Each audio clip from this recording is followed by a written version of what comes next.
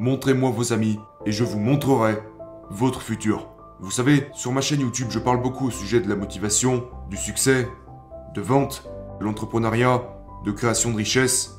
Et une des choses que je répète encore et encore, c'est ne traînez pas avec des pauvres. Et certaines personnes le prennent de la mauvaise manière. Oh Dan, tu disais que tu ne jugeais que le caractère des gens et pas l'argent qu'ils ont. Ce n'est pas ça que je dis. Parce que les gens sans argent ne sont qu'une seule forme de pauvre. Il existe de très nombreuses formes de pauvres. Et aujourd'hui, je vais partager avec vous les 7 mentalités qui maintiennent la plupart des gens dans la pauvreté. J'ai été fauché, j'ai été endetté, j'ai commencé avec rien du tout. Je ne suis pas né avec une cuillère en argent dans la bouche. Et j'ai créé tout ça en partant de zéro. Alors je sais ce que c'est de ne pas avoir d'argent. Donc je vais vous parler de ces 7 mentalités qui maintiennent la plupart des gens dans la misère et la pauvreté. Dites-moi dans les commentaires combien de personnes de ce genre vous connaissez. Combien y a-t-il de personnes de ce genre dans votre entourage? Et ce que vous allez faire à ce propos? Numéro 1. Les pauvres d'esprit. Connaissez-vous des gens dans votre vie qui se baladent et qui ont juste l'air vaincus? Des gens qui se disent, vous savez, pourquoi essayer? Ils ont perdu l'espoir. Peut-être qu'ils se sont déjà brûlés auparavant. Peut-être qu'ils ont déjà échoué auparavant. Ils ont certainement commis des erreurs, mais maintenant ils ont tout abandonné. Ils vous répètent tout le temps, oh c'est infaisable, c'est impossible. Et tu sais quoi? N'essaye même pas. J'ai déjà essayé, ça marche pas.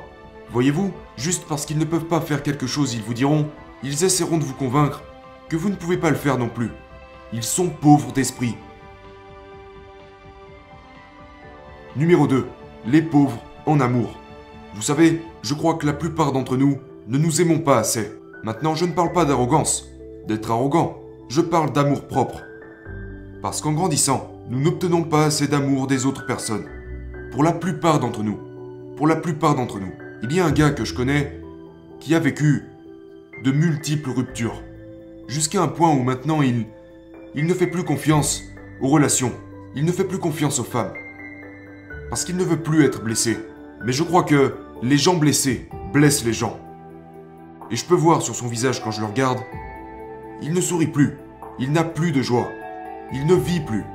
D'accord? Pensez à ça. Si vous aviez le choix entre avoir $1 million, pour le reste de votre vie, vous avez $1 million, mais en échange, vous ne pourriez plus avoir d'intimité. Vous ne pourriez plus avoir de relation avec d'autres personnes. Vous ne pourriez plus aimer.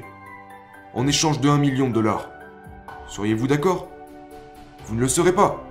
Parce que la vie sans amour a très très peu de valeur. Et comment donneriez-vous de l'amour? Vous ne pouvez pas donner quelque chose que vous n'avez pas. Alors comment pourriez-vous donner de l'amour si vous ne vous aimez pas vous-même? Comment pourriez-vous aimer les autres si vous ne vous aimez pas? Numéro 3.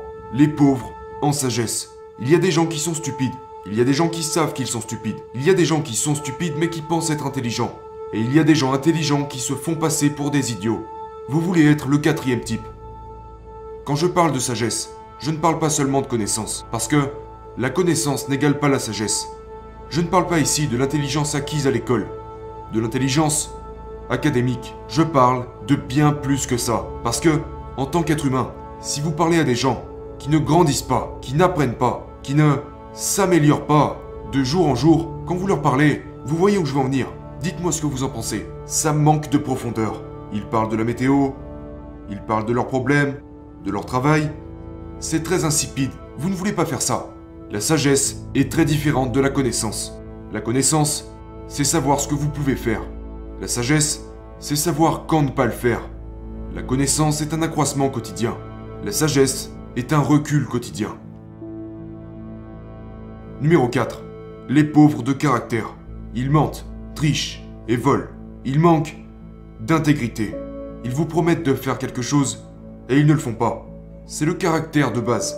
D'accord? Et ces personnes sont des personnes sur lesquelles vous ne pourrez jamais compter. Vous ne pourrez pas leur faire confiance. Vous ne pourrez pas compter sur eux. Ils disent qu'ils seront là pour vous, mais ne le sont jamais. Ils ont une intégrité minimale, voire inexistante. Ce sont les pauvres de caractère. Numéro 5. Les pauvres en habitude. Ils sont feignants. Ils procrastinent. Ils valorisent le confort plutôt que la liberté et le succès. Ils se droguent. Ils fument. Ils boivent. Tenez-vous à l'écart de ces gens. Vous savez, vous êtes un produit de votre environnement. Vous ne pouvez pas vous empêcher d'être influencé par les gens autour de vous. Les gens qui réussissent ont simplement de meilleures habitudes. C'est tout. Alors restez à l'écart de ces gens. Numéro 6. Les pauvres d'attitude. Voyez-vous, une attitude positive n'est pas ce qu'il y a de plus contagieux, mais bel et bien une attitude négative. Ce sont les draineurs d'énergie, les draineurs de vie. Ils vous retirent votre énergie.